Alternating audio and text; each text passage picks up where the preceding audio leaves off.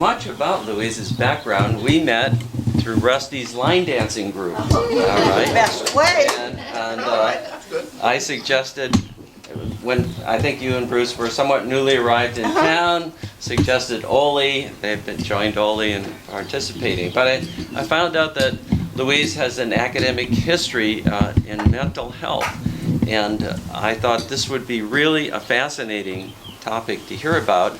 And I think, Louise, this is the record. This is the biggest group we have ever had for our concepts. So Louise was in nursing, but in nursing as an academic, also teaching nursing, and has dealt with people who really have some serious mental issues. And so I think without further ado, Louise, if you want them to know more of your background, that's up to you.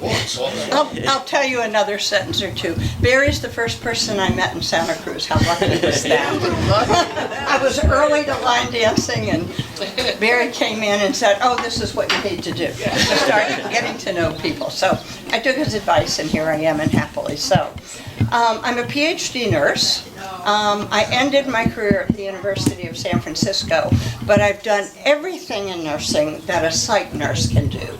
Inpatient, outpatient, locked units, jail units. I've consulted with like Bank of America and PG&E in places on stress management, a lot of mental health and a lot of mental illness. But my passion is people with schizophrenia. And that's my more than 25 years of research, is learning about and helping, truly helping people who hear voices to the extent that they're dysfunctional. Because, well, my favorite way of having people learn about the experience of voices is to participate. With so many of you, I don't know if you're willing to get into groups of 4 so you can learn something about the experience, or if you want to choose 4 unwitting members and volunteer them to sit here and do it. What's your preference? You all want to have that experience? It's kind of interesting. Which do you think works better? Having the experience. No, which was the choice? What would you suggest to us for the best experience? That everybody have the experience. Oh, okay, so let's break it 4. Okay, break into groups of 4 and number yourselves 1, 2, 3, 4. I came prepared to do this. Sure. 1, 2, 3. You have to sit so you're this way. You have to sit so you're 2 people across from each other and the other 2 people can stand. Oh, I know. Somebody stand behind you. I stand? That's right. But we need default. Yeah, you can stand behind me. And you You will be default? you stand behind me. It's okay. No. I don't want to get. You just. I thought you did something like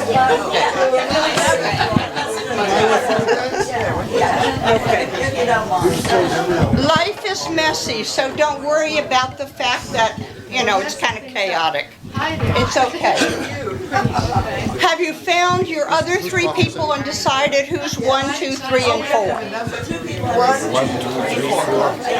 It's okay with me. Yeah, you're in. Okay.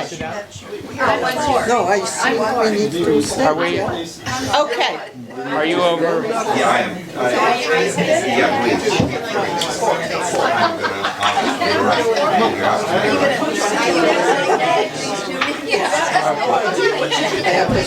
You think you are?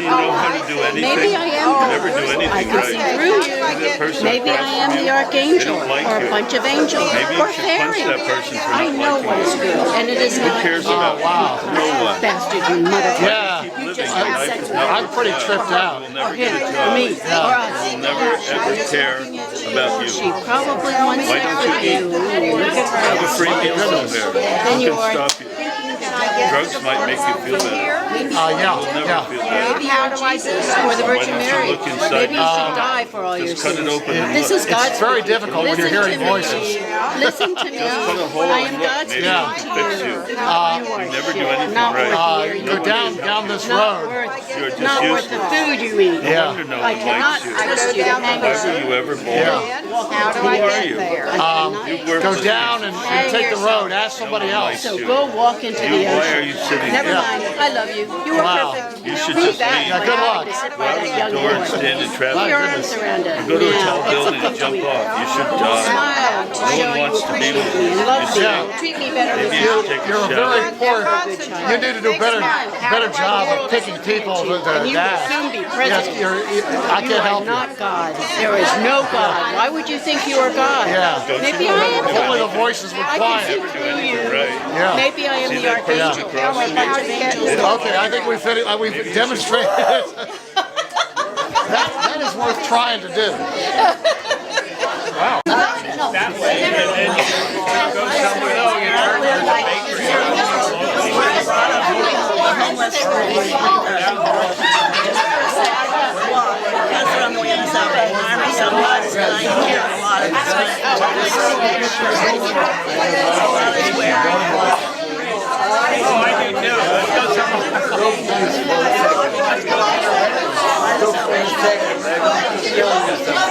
I just talked to our lecturer.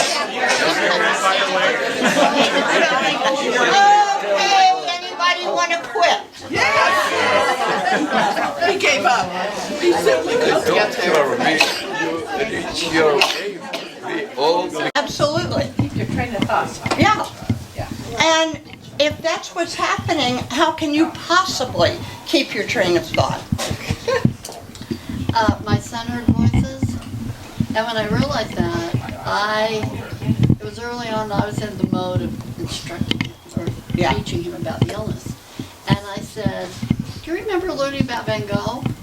And he said, oh yeah, he's the guy who cut off his ear. Right. And he said, my son said, probably to get rid of the voices.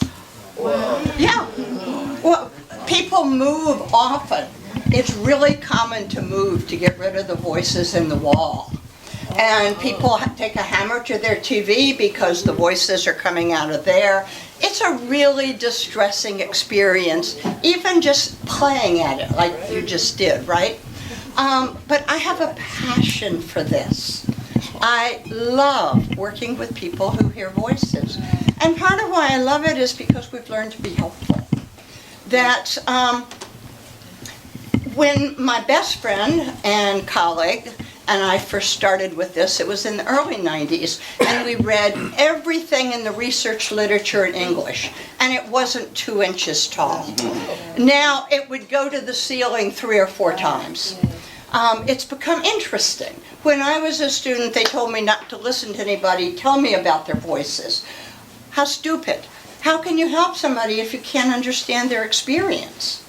So I love hearing about people's experiences because then we could help.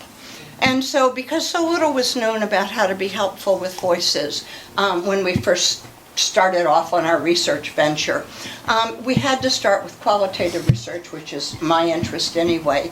And we developed an interview scale which came from nearly everything you could ask a question about that was in the literature. We asked them about it.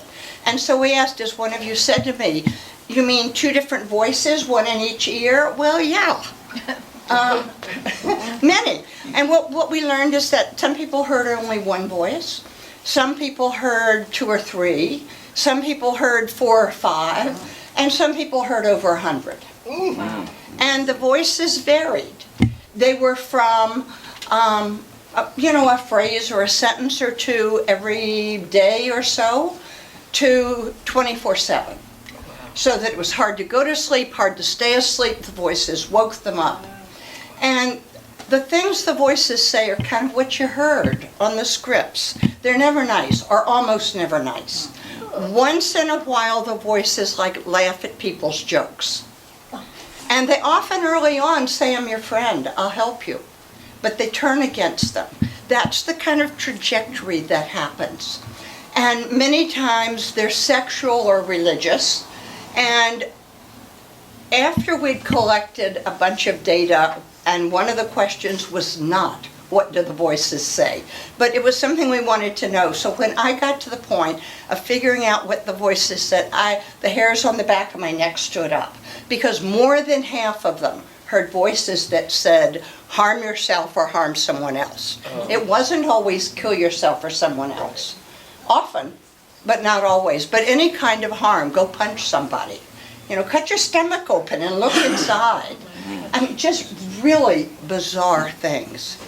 So if you wonder why homeless people down on Pacific Avenue look a little weird and sound a little weird, well, it's kind of easy to understand. But what we found was that the people we worked with were really interested in learning how they could better manage their voices. And that's what our 25 years of research has been about. The end product is a treatment manual that's 100 and some pages long that describes exactly how to do each of 12 sessions. The first 4 are now anxiety management, because when you hear those voices, you're anxious. How can you not be anxious? You don't know if someone's talking to you or if it's one of your voices. You kind of don't know which way to turn or what to do. And so anxiety is a big factor. And when people, of course, we had to have human subjects approval, and one of the things is people could leave anytime they wanted. But many of them stayed. And many of them would come through all kinds of, they had to get there on their own. We did a group up in Marin, and one day was one of the worst storms of the year. Some guy rode his bike 2 miles over the hill to get to the group. And what we found out with our first group was that nobody in the group had ever talked to anybody about their voices. Because we were all told professionally, don't talk about them. Say you're bored. Look away when they talk about their voices. Don't attend to it. It will just reinforce it. Well, you got to know what you're dealing with, in my opinion. And so as thoughts about it changed, that's what we were able to do. But in our first groups, nobody had ever talked to anybody. And in the first few groups we did our initial pilot study at the VA in San Francisco. And they had all kinds of questions, like, you mean everybody in this room hears voices? Really? Well, do people who aren't veterans hear voices? Do we outgrow them? Do they ever go away? And what we always said is what we teach is symptom management. And that's a process. No matter what symptom you're dealing with, symptom management is a process. All of us have symptoms. I have asthma. You hear me cough all the time. You can find me in the room by my coughing. But I didn't die from getting exposed to a lot of chemicals and getting asthma. And I attribute a lot of that to having learned symptom management with my people with voices. I know a lot about it.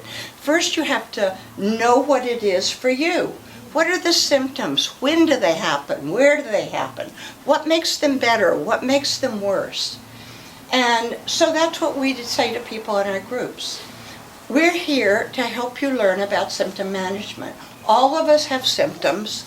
Robin and I haven't heard voices at the moment, but Robin has terrible migraines and I have asthma and allergies, and we can make them better. And you all have voices. That's the criteria to be in this group. Oh, really? You? And so we normalized it to the extent, nobody had to admit they heard voices. We just said, that's how you get to be in this group. And we can learn about our own experience.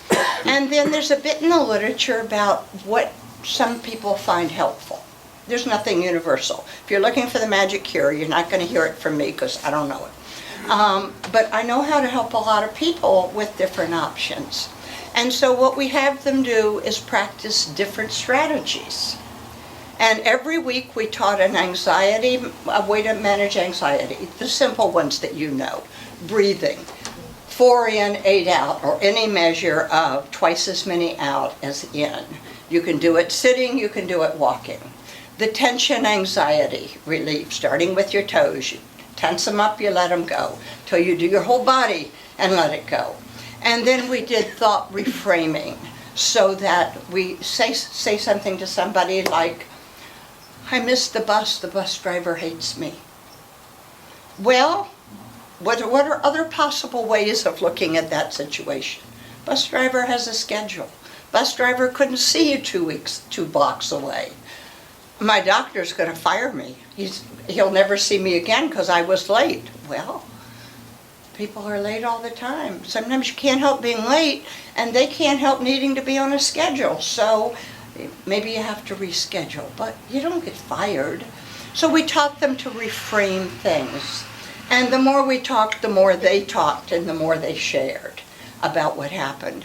But back to looking initially at what was the experience. How many voices? We've talked about that. Where were the voices? Some were right in the middle of the head.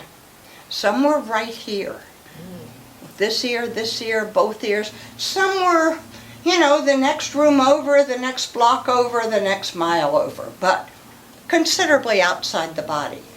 And like most things we talk about in the medical world, things we know now are a continuum. As I was saying to somebody before, we used to say someone has diabetes. Now is it type 1, type 2, childhood? I was just reading an article on asthma. It's no longer this kind or that kind. It's a whole complex continuum. Well, schizophrenia is the same way. Maybe it's just one disorder. It's certainly a brain disorder. Every one of us in the room can be psychotic, which means just out of touch with reality. Every one of us can be what we commonly refer to as crazy. That is, we live in a different reality than the person with across the room from us. But we can't all have schizophrenia. You've got to have the genes for schizophrenia. And you've got to have triggers that set them off. But not everybody with the genes has schizophrenia. And so the course of it is different for different people. So back to the voices. Who are they? What are the voices they hear? Well, kind of all the things you can imagine. It's their mother and their father. That happens a lot. And it doesn't matter if they're dead or alive. Dead people can speak too. Sisters and brothers, friends, movie stars, the president. It's everybody speaking. That would be terrible. That would be the worst. It's one of the most distressing experiences, and I think that's why my friend and I chose to work with it, because it's so distressing. And beyond saying, oh, that sounds terribly distressing, we didn't have any skills for dealing with it, and we both had experiences working with people with schizophrenia. What we found is that, and actually we spent some time working with the audiology department at the University of Oregon, and it was interesting because we found what they did and what we did. They worked with tinnitus, which a lot of you know. We worked with voices. We discovered many of the things in common that helped. And I don't think they're limited to schizophrenia, but we made them specific to schizophrenia.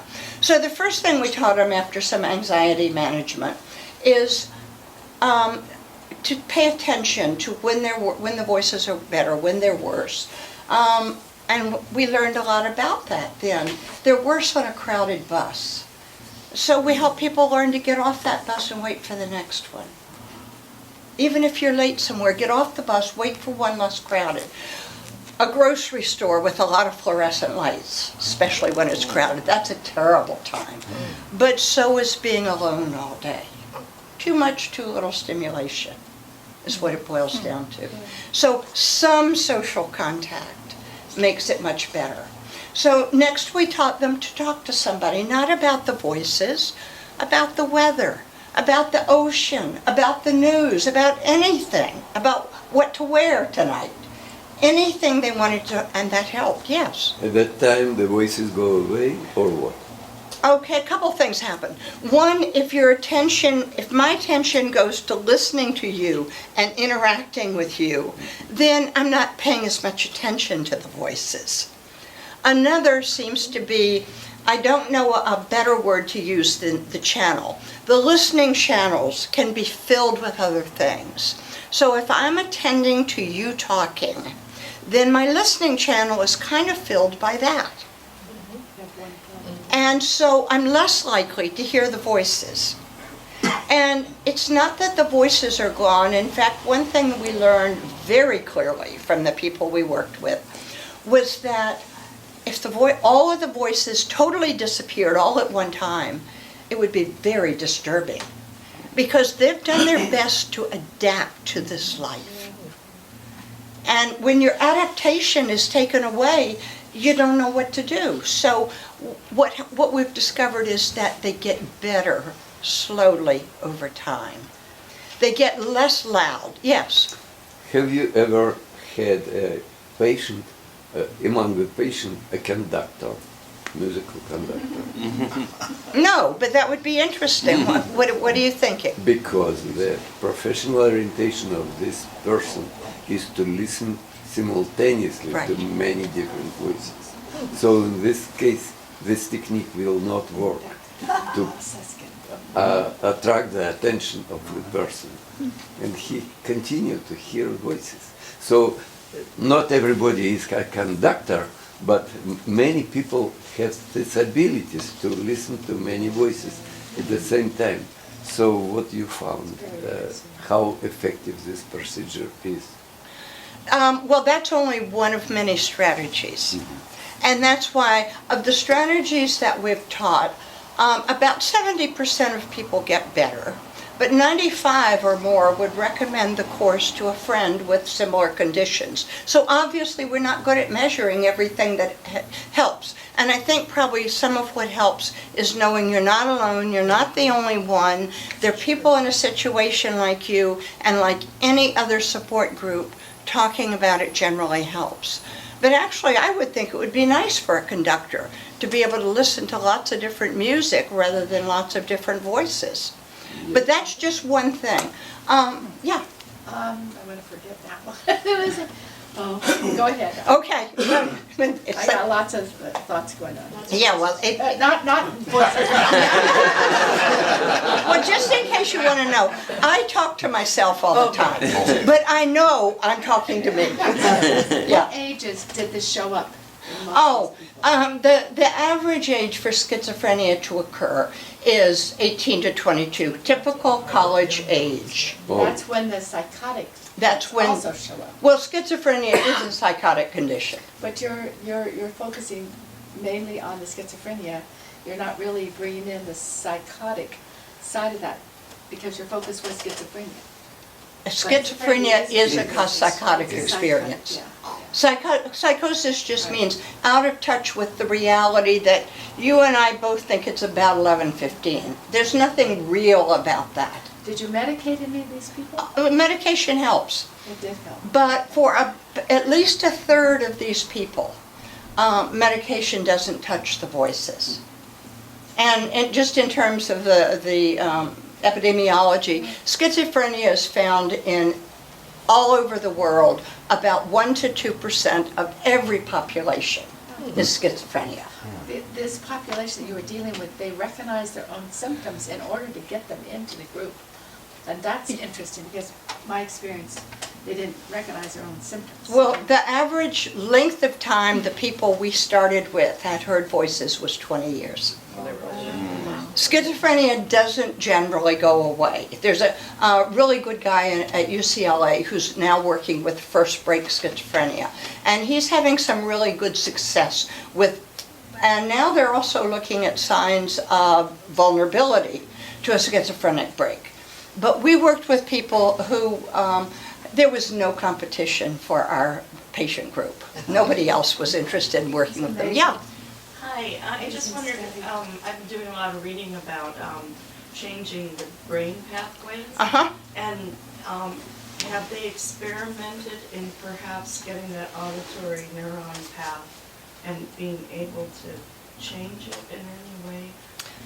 The eventual cure for these symptoms and this disease, I'm convinced, will come from neuroscience. But at the moment, it's just laboratory research. There's a neurologist at UCSF that we work with in the sense that she's used a lot of our tools and with people who are they're using scans to see what happens. But, that's just research now. We're about what's useful. Yeah, okay. We hope to be put entirely out of business, but not in my lifetime. That's what we work with is symptom management. That's where the cure will come from. So what else can these people do? Interestingly, humming is very effective because that fills the channel of the voice as well as the listening channel. So it's kind of a double whammy for the voices to get through that.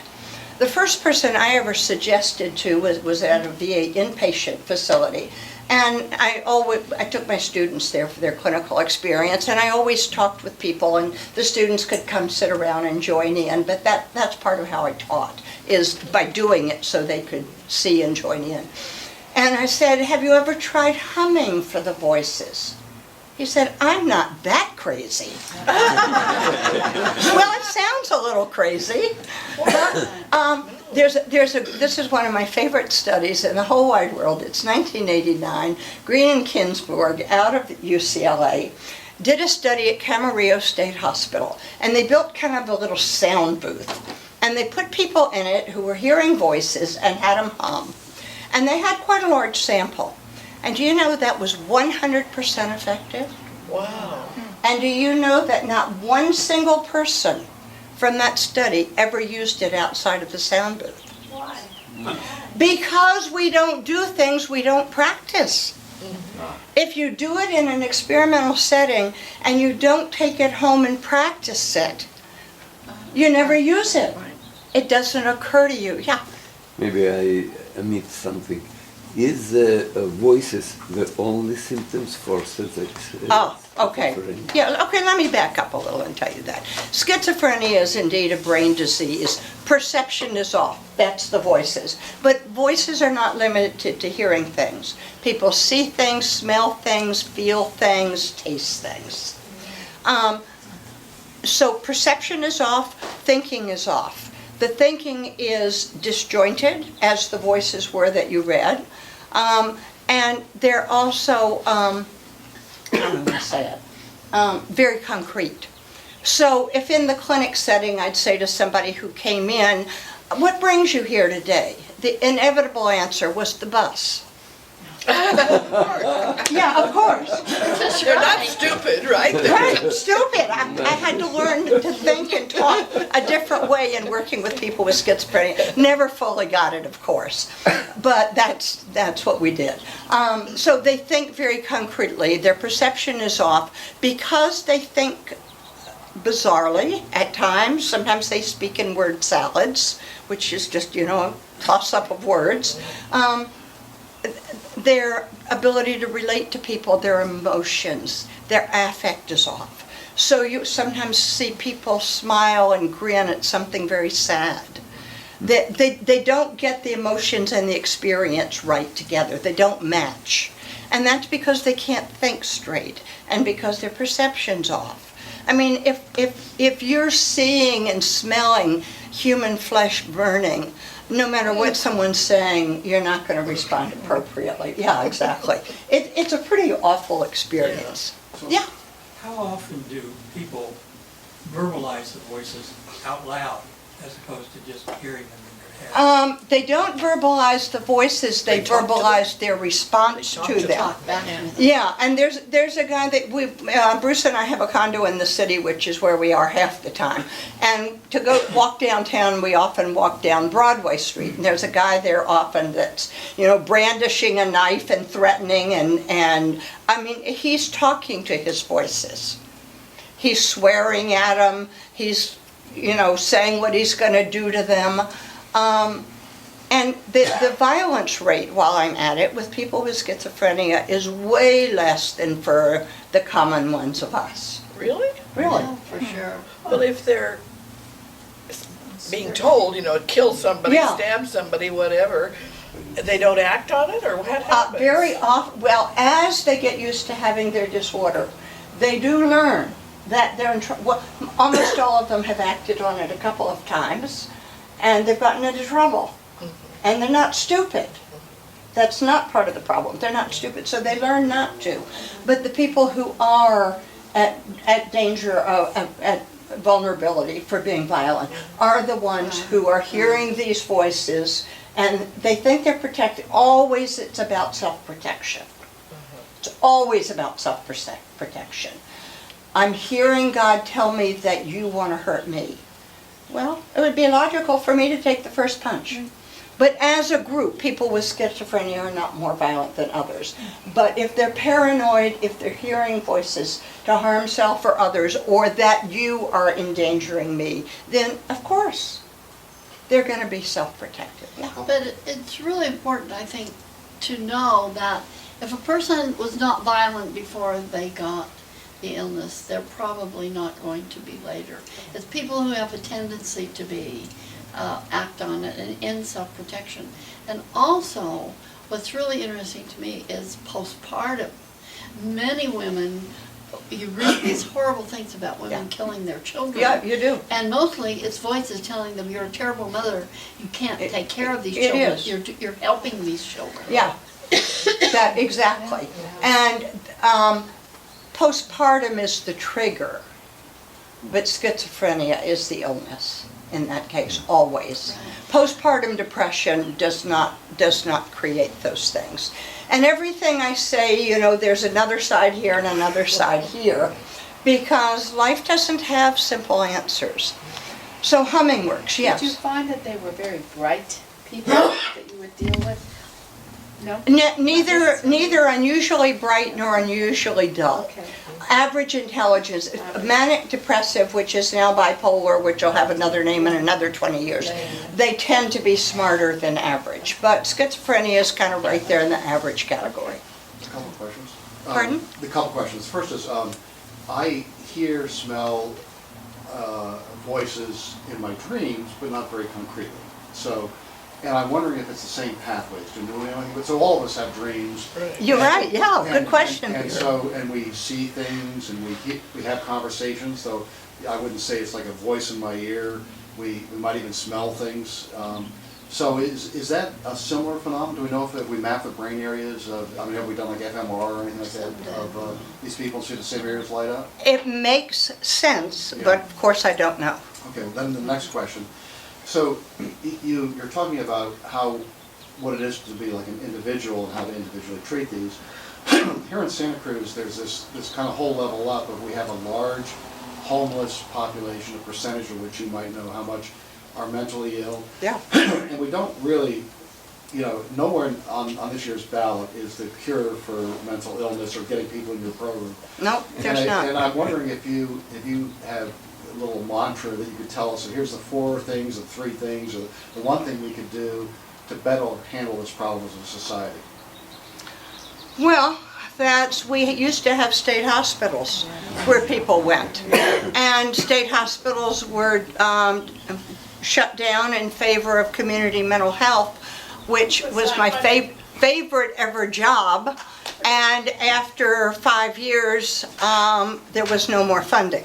Right. Fabulous community mental health. And so it doesn't exist. So what your recommendation would be to fund community health? Fund all kinds of mental health services. It's interesting, and the people we see on the street have psychiatric disorders or substance use disorders. There are maybe 10% who are kind of rebellious by personality and choose that way of life. The rest are a combination of either psychiatric or substance or both. All of which can be helped. The 10% that choose to live that way and are rebellious, no. But the rest of them can all be helped, but not by saying good morning. Yeah. You might have explained it, but you said the postpartum was the trigger. Yeah. What's the difference between the trigger and the actual disease? I mean, what's the relationship? Oh, the trigger is what sets it off. Remember I said you have to have the genes, but you don't manifest schizophrenia without some trigger to set it off. What kind of triggers?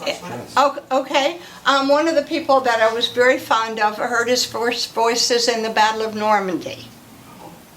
Well, you can kind of see how that would happen. And they kept telling him to duck. Yeah. Keep your head down. It was useful. That was very useful. And just in kind of terms of the trajectory, he learned to manage his voice. He was Chinese. Before he died, he got to go to China because he could manage in the world enough to go to China before he died.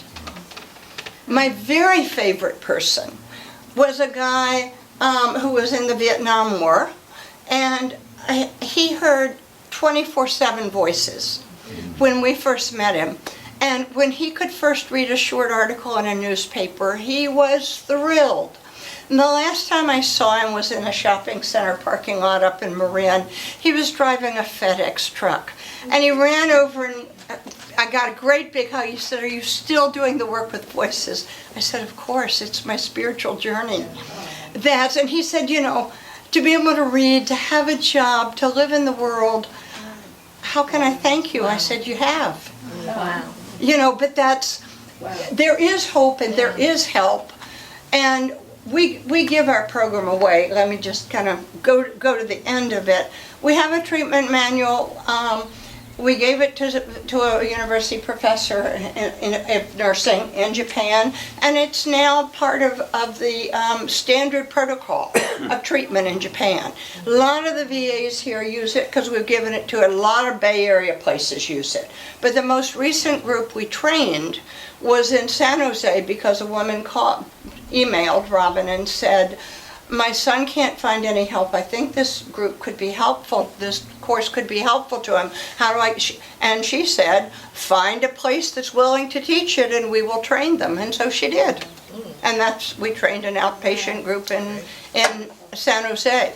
Was that a county group, or was it like NAMI, or? Neither one. It was a part volunteer group though, and part professional. We only teach professionals. We made a decision long ago not to give it to NAMI because of the issue of suicide and harming others. And we have a professional responsibility to do this, and this when we know somebody is at risk of suicide or harming others. And a volunteer doesn't have that, and so for that reason, we've never given it to volunteers. Yeah? Could you tell us a little bit about the overlap between manic disorders and schizophrenia? When we talk about psychosis, which is being out of touch with reality, that we agree is reality, other than that, there's nothing real about it. Manic depressive disorder and schizophrenia are the two primary psychotic disorders. But manic depressive disorder comes and goes, just like the name implies. Manic depressive, we call it bipolar now, that's the politically correct term. Although we have people that only show the depression side and never have mania, and we have a few people that just show the mania side and never the depression side. But they have periods where, and many of them are scientists, many of them are in research, and they'll go 24 hours, 3 or 4 days at a time in their research and be productive, and then they go over an edge where they're too out of touch to be able to be useful, but they come back. And there's good medication for them. There's not good medication for schizophrenia. Thorazine came on the scene, I think, in the 1950s, and the description of it I hear always is, "I've been skinned alive and every nerve is exposed to the world. And I can't move because it immobilizes me." And the newer drugs, obesity is a horrible problem. They gain 100 pounds. They work. And it's a dance. But people with schizophrenia never have that manic ability to stay up all the time, the grandiose sense that I have all the money in the world, so here, take 1,000, take 1,000,000, take 100,000, I'll just give it away, it'll all come back, I'll go to Las Vegas, I'll win it all. Very grandiose ideas. That's not typical of schizophrenia. And in the depressive aspect, sometimes people with bipolar hear voices, but that's not typical of them. like it is it's absolute classic for schizophrenia. Yeah, yeah. Is there any, I was thinking of any, among the things that you show, is there like a possibility for people focusing on something, let's say, physical? The reason I'm wondering is, I hear lots of voices in my Yeah, we all My son do. keeps telling me, Mom, you're talking to yourself. I'm not talking to myself. The person I'm talking to doesn't happen to be in the room. Yeah, that's I'm right. talking to somebody else, you know. That's right. Usually giving them a piece of my mind. But what I was thinking of is driving, you know. When Yeah. I'm driving and I've got the radio on, Yeah. and something happens that's kind of, the radio disappears. Yeah. And I don't even hear it again until and especially if I'm listening to a story, I realize, oh my God, I don't know where I am in this story because it's gone on and I haven't heard a thing. And I was wondering if, because when well, of course that's a fright, but is there a physical thing that can be done? You know, when you're really focusing on this one thing, the other stuff goes kind of, at least into the background? Oh, yeah, well, that's one of the strategies, is keeping busy doing something that you like. Sweeping the floor doesn't count. Right. For most people. Right, yeah, it has to be something pleasurable. But art for artists, music for musicians, study for those of us that love to learn, any kind of keeping busy. And the one we put with that, because we teach too many to have a class for every one of them, the one we put with that is doing something for somebody else. Because we are all more nearly human than otherwise. And a basic human need is to feel useful to self and others. And so when people, it's as simple as helping somebody across the street. They don't hear voices when they're doing that because they're focused on helping somebody. So, very much so. Something physical, go for a bike ride. Yeah, we talk about all of that. We have a long list of things. Go for a bike ride. She has a question. No, I just wanted to take off on something Peter said about dreams and that place that dreams comes from. When I first realized that my son heard voices, I got online to see what. Yeah, of course. And there's actually, at least at this time, this was the early 2000s, there was a group called the Voice Hearing Society. Hearing Voices Network. Well, this was called the Voice Hearing Society. Okay. And it was mostly most of the people were from Scandinavia. Yeah. But one of the things I read, and not so much from that group, that helped me see the broad spread nature of it. But something I read, that a group that has a lot of voice hearing are long-term truck drivers that are alone and they see the road for hour after hour after hour after hour. Yeah. And it made me think that comes from the same place Peter was talking about, but also the families I've known, has been quite a few. I really do have come to believe what someone said about the neurology, that there is a real spectrum. And, There is a huge spectrum. and that, but what I mean by the spectrum is that the illnesses are on a spectrum. Yeah, that's what I mean From those too. that are the most life-affecting, like this, Right. to those that are the least, that Right. are like it. But they're all from that same neurological Maybe, network. maybe not.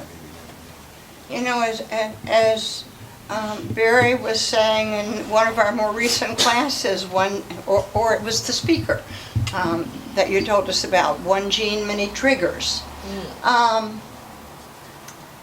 We've at least come to appreciate that there are many variations to everything. Right. All of us. Just look around the room. No two people look alike. And you know, we all watch differently, we respond differently, we hear differently. So all of this is indeed on a spectrum. And we chose to work with the chronically ill. Here's one that I found, just as I found that half the voices were harming self and harming others. Our first groups, both our first pilot group and our first treatment group, were in the VA. And we have developed and published an interview schedule of how to learn about people's experiences, because they're more than I've been able to cover since I don't have an agenda how I'm going through things. What did I want to say? We all lose our trains. Welcome. Yeah, I feel right at home. That's something about VA? no, something about, Interviews. oh, well, it doesn't matter. It'll come back or it won't. Yeah. So could you please highlight, according to your knowledge, does it prove what I've heard many times, that people with schizophrenia are has a very high correlation with creative skills? I don't think it's a high correlation. There are some people with schizophrenia who are extremely creative, and there are people with schizophrenia with no more creativity than I have. That's, it's that same spectrum. They're typically of average intelligence and maybe slightly more than average creative. We hear about the creative one. Van Gogh cutting off his ear, maybe to stop the voices, makes perfect sense to me. I wanted to say something about the trajectory of schizophrenia. It's typically diagnosed between 18 and 22, although we found people who didn't have it until they were 40, but that's not typical. Of the people who are diagnosed with it, a third of them, if they're well treated in their first episode, you won't see it again. They're amongst us. They'll go on and live reasonable lives. There are people who have this trajectory and people who have this trajectory. Not better than that after that. So it's not a problem just amongst college students. I did have college students that had schizophrenic breaks. Teaching psychiatry, I had a student that said, "Do you think I shouldn't share with them my voices?" I said, "No, you should not share with them your voices. And you should go to counseling before you come back to clinical." But she left me a message and said, "I signed up for yoga. I thought that would be more helpful." So when she did come back, we had to have her escorted out because that was not appropriate. But it's the college age. You see them then. Yeah. I mean, you're saying that if you're treated right away when first diagnosed, the outcome is better? It's more likely to be better. It's And not, there's, why, is that because the neural pathways aren't so established, or why is that? If you treat the flu right away, you're more likely to have a good outcome also. If you cut your foot and treat it, you're more likely to have a good outcome than if it gets infected and you get tetanus. So, most any problem we have, if you spill coffee, it's more likely to come out if you mop it up right away. That just seems to be the nature of our world. That illness early treated has a better outcome, and that is also true with schizophrenia. And until Lieberman at UCLA did so much of his work with early break schizophrenia, there wasn't a lot of knowledge about what to do. But now it's a great place to go when they're always looking for people, but not everybody can go to UCLA and spend a month or two. Yeah. So Louise, you said that the group you dealt with often had this for 20 years. Mm-hmm. So what's their typical life situation? I mean, they're apparently not in institutions because the institutions don't agree. Do some of them work? I mean, what's kind of typical of her 20-year experience? I love your question. What's typical is they are the people who are on welfare or on VA support. And interesting VA support, when we first started asking, when did you first start hearing voices? Almost half of our VA sample said in childhood. They didn't screen anybody for voices before they took them in the Army. And most of these were Vietnam vets. But most of them were on some kind of supportive welfare. A very few had volunteer jobs. What do they tend to do with themselves day by day? Sit on the street. They do. I mean, what else is there? What would you do if you didn't have anything to do? Okay. That brings up something I'm really interested in, because I agreed that, I recently moved downtown. I used to live in Rio Del Mar. Okay. And it's been a shocking transition for me. And I have both compassion and fear and, Yes. and anger occasionally, because we have people on the street who come and poop on our front porch and who, are raving at us as we walk as I walk the dog. Yes. And I know, or I think I know, that sure, they're, most of them are not really dangerous. Right. But But some you of don't them know. are, and I don't know which ones you are. don't. You know you don't. And since I come into contact with these people, and of course, being a child of an alcoholic, I kind of recognize the ones that are addicted or, those I recognize. But all of them are exceedingly difficult to encounter. It's very unnerving. It's unnerving, and there are a lot of them. Yeah. So I guess what I'm wondering is, what is the best thing that the average person can do to live in a community where there are a bunch of mentally ill and or drugged out encounters all the time? Okay. How do you respond? I'm going to respond. Other than good morning, I do that. Yeah. And a lot of the people love it because I have a dog, so they want to touch the dog. And usually I stop and let them touch the dog. But I don't know how to behave and feel both safe and compassionate. Right. You're making a really good start. You can essentially tell the difference between somebody high and somebody who's mentally ill. That's a good start.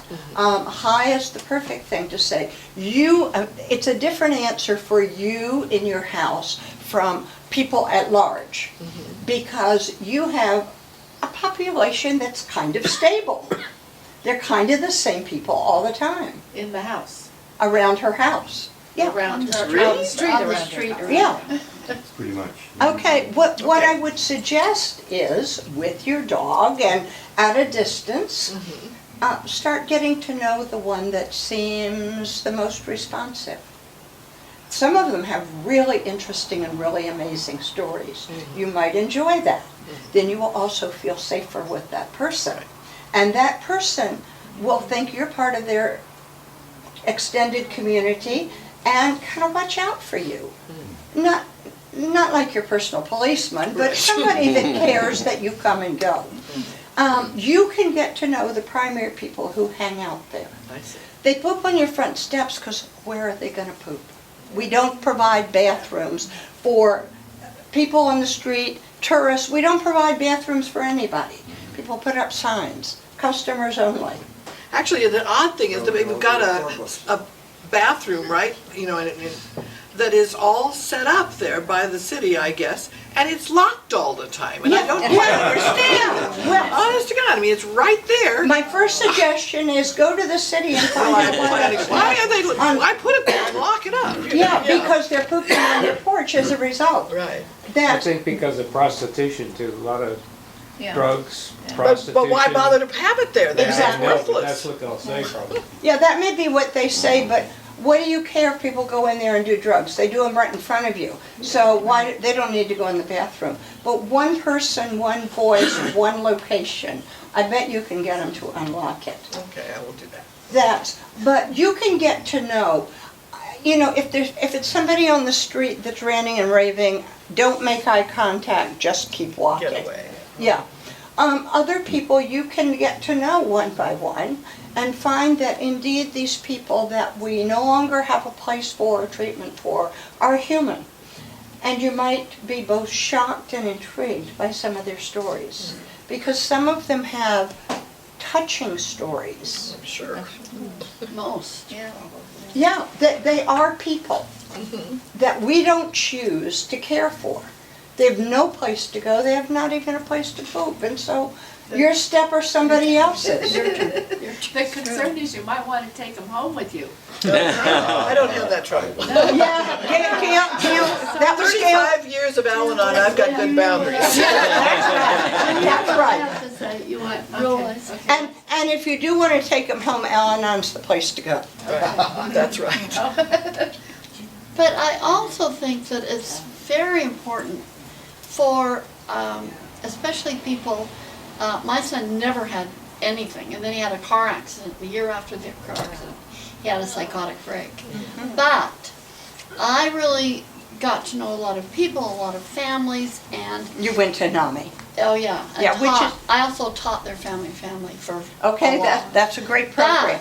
But one thing I became so aware of, little by little, we develop whatever we call the self. We say, I'm pretty good at this, I could never be an artist, or Yeah. I could, whatever. When you are hit with these illnesses, all of a sudden, that self has been developed layer by layer by layer. All of a sudden, you're out here in left field. That's right. And you have no idea how you got there, and you have no idea how to get back. And except for very, very few and sparse programs, there really is no way to help you back. And so a lot of the people that you see, the families are exhausted. I once said, early on, I said to my husband, we're not afraid of the system, we're educated, we're not broke yet, we speak the language, Right. and we can't get help for our son. What That's about right. people who are missing one of these, let alone a whole? Exactly. Well, you're talking about the people Barry asked about. That the VA has some resources. And the number of people with schizophrenia in the VA system is humongous. That's why they've used a lot of our work. And they have a lot of outpatient programs. But what happens at 5:15 when the program shuts its door? And the VA also had a wonderful position for a psych nurse. And every person in her caseload lived under a bridge. It was bridge 1, bridge 2, bridge 3. I mean, bridges are better because it doesn't rain on you. And you're a little bit out of view, and they're amazing at finding safer places, which is what I mean by you can get to know the ones who are by your neighborhood. And then it may tug at your heartstrings. But it's better than thinking, oh my God, what an animal. For me, it's better. But I ignore the ones downtown that I don't know because I don't know them. I had a funny theory that maybe you could speak to. It's a little bit off the subject. I think Greyhound bus stops is a wonderful place for these guys to get off, these people to get off, because it is. They used to have one over in Los Gatos, but they took it out of town. They don't have a Greyhound bus. Now they can get over here. They come from San Francisco here. They go down to Santa Barbara, then they go to Santa Monica. And they got this, and it's kind of a passage. I don't know. Do you think there's anything to my theory? Oh, we called it Greyhound Therapy.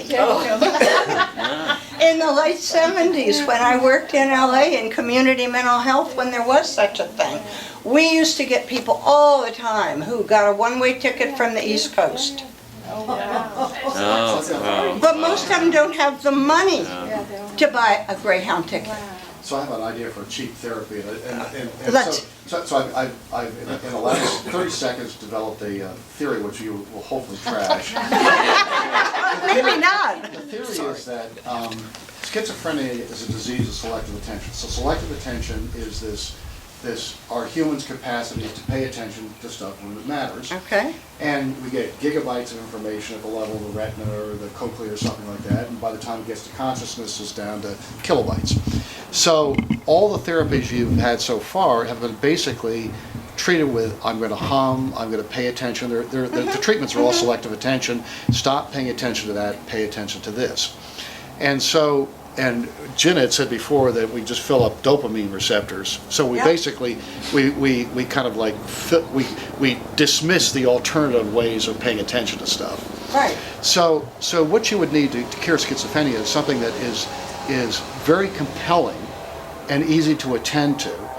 And so I'm suggesting video games for schizophrenics. So because I know some people that have had things and they just love playing video games. They can't attend to reading and things like that, but it's so compelling to go do that we could actually do video. So the question is, we have a lot of questions here. So you do the video games, and then eventually you gradually do a work stream. Like now we're going to solve problems. We're going to, So anyhow, does any of that make any sense at all? It makes total sense. Yeah. It makes total sense. And I want to expand a little bit the idea of attention. A lot of it is.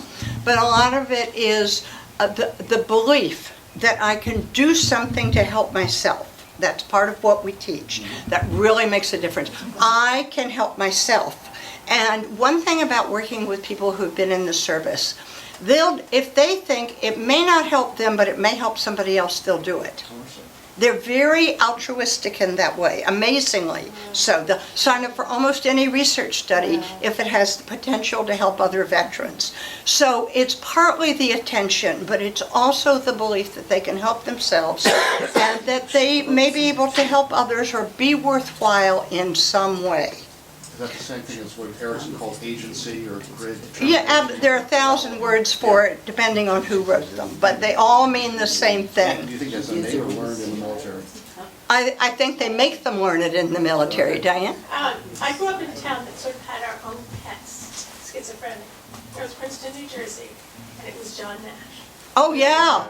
And half the town knew who John Nash was, knew he was harmless, saw him regularly. Right. If you went, it was a beautiful math library called Fine Hall. If you went to Fine Hall, he was almost always there. He was writing on the windows. He was talking to himself. Yeah. But he also had a sense of purpose. He Right. knew that he had a talent that he could use. That's and right. shut everybody else up. And he also had a wife who was committed to his life, even Yes. though she divorced him so that she wouldn't go bankrupt taking care of him. But they later remarried after and he did come out into the place that he was pretty stable for a long time. He was. At the end of his life. He was. Is there anybody who hasn't seen A Beautiful Mind? Yeah, no. It's a fabulous movie. It is the movie that explains schizophrenia, that you can see it. Okay, but what Diane is talking about is kind of the answer to what you're all saying. What can we do? Okay, we can fight for mental health services because they really do help. Medication helps. I prefer people be on medication, but it's not the end all and do all, and like I said, a third of them don't have any improvement in their voices. And it's the same thing I was saying to Gail. Get comfortable with your own environment by getting to know the few people around you and relate to them as humans. If they need a ride, you might not want to take them, but you might call a taxi and pay the fare. You can choose your personal space. But John Nash gave a lot to the world, and he couldn't have done that without what the world gave back to him. And mental health services. Yeah. Yes, he did. He lived in New Jersey where there was funding. Well, probably not now. But I know that he was at Skillman for a while. But we can treat people like human beings. Yeah. I'm just wondering, in terms of helping people, how would people with schizophrenia react to having a return to institutions where they can safely at least be comfortable and have a bathroom and have medication? Well, Are they gonna just go, I hate that, that's gonna make them... Some would love it, some would hate it. The same, right. But outpatient treatment and housing. In San Francisco, there's a fair amount of subsidized housing with a resident manager, and they do very well. Some of them actually work part-time. I don't know of one of them that's been able to work full-time, but part-time, half-time. So you would say housing first, which I know I is would the say new housing way for of addressing housing and mental health treatment. Okay. One without the other is Doesn't- no, it's right. It's not going to cut it. You're not going to get a John Nash from one or the other. But John Nash is one of the most beautiful stories I know of, and he was really crazy. And he was really talented, and he really gave us something. But the movie shows him as having visual hallucinations. He did not. He had only auditory ones, and for dramatic purposes.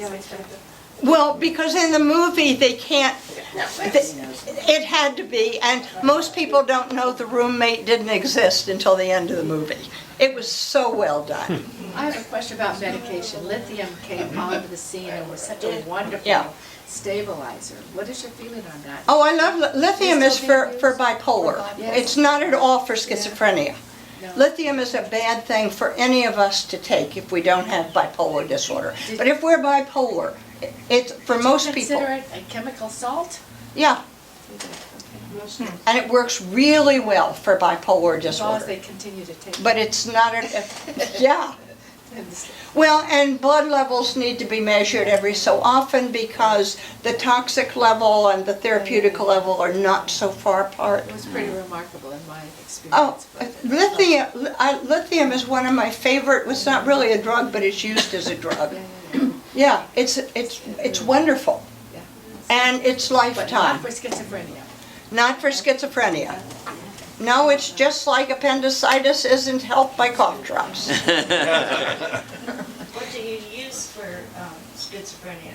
Is it a dopamine or what is it? No, there are a lot of new antipsychotics. Abilify is one you see advertised on TV. But all of them are just a little bit more advanced from Thorazine, and they all have so many side effects that you really have to talk to the person about how much better they feel and how much worse they feel. But it's possible. I mean, I think most people with schizophrenia should be on medication, and they should have a big say in it. And that's one of the things we taught, how to talk to your provider about adjusting your medication. And I see we're running really late. It's not 11:30. So I thought this potentially was an interesting topic. And it was. Absolutely. Yeah, that was great, Louisa. Thank you. Just what we wanted. And, so there's still a little bit to eat. Feel free to hang around, ask Louise some questions. You don't want those.